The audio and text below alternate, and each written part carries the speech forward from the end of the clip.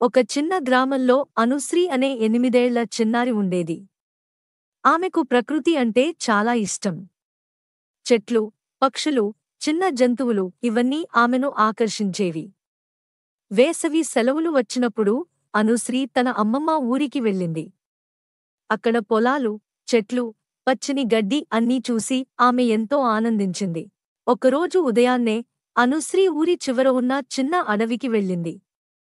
అక్కడ పక్షులు తమ మధురగానాలతో చెట్లమీద ఊగుతూ ఉండగా అనుశ్రీ కూడా సంతోషంగా ఆడుకుంటూ ఉంటుంది. పొలాల్లో చిన్న చిన్న జంతువులు అటూ ఇటూ పరుగెత్తుతూ కనిపించేవి. ఇవన్నీ చూసి అనుశ్రీకి ఎంతో ఆనందంగా అనిపించింది. అలా ఒకరోజు ఓ పెద్ద మామిడి చెట్టు కింద కూర్చొని విరామం తీసుకుంటుండగా ఒక్కసారిగా చెట్టుమీద ఒక చిన్న కోతి కనిపించింది. అది చాలా భయంగా, ఒంటరిగా కనిపిస్తుంది. అది చేతిలో ఒక చీలిపోయిన పండును పట్టుకుని చూస్తోంది. అది ఆకలితో ఉన్నట్లు అనిపించింది. అనుశ్రీ గమనించింది. వెంటనే అనుశ్రీ మెల్లగా చేతిలో ఉన్న అరటిపండును తీసి కోతికి చూపించింది. మొదట కోతి కొంచెం వెనక్కి తగ్గింది. కానీ కొద్దిసేపటి తరువాత నెమ్మదిగా దగ్గరికి వచ్చి అరటిపండును తీసుకుంది.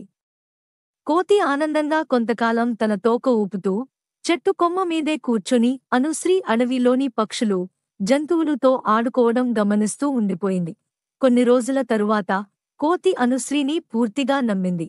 ఒక్కసారి అయితే అనుశ్రీ చెట్టు కింద కూర్చుని ఉండగా కోతి నెమ్మదిగా వచ్చి ఆమె భుజం మీద ముద్దుగా తాకింది. అది అనుశ్రీను అచ్చం తన కుటుంబ సభ్యుల్లా ప్రేమించడం ప్రారంభించింది. అనుశ్రీ తనకు ఓ కొత్త స్నేహితుడు దొరికాడని చాలా సంతోషించింది. ఒకరోజు అనుశ్రీ వెనక్కి తిరిగే ముందు కోతి తన చిన్న చేతులతో ఆమె తలమీద ముద్దుగా తాకింది. కోతికి కూడా అనుశ్రీ అంటే ఎంతగానో ఇష్టం.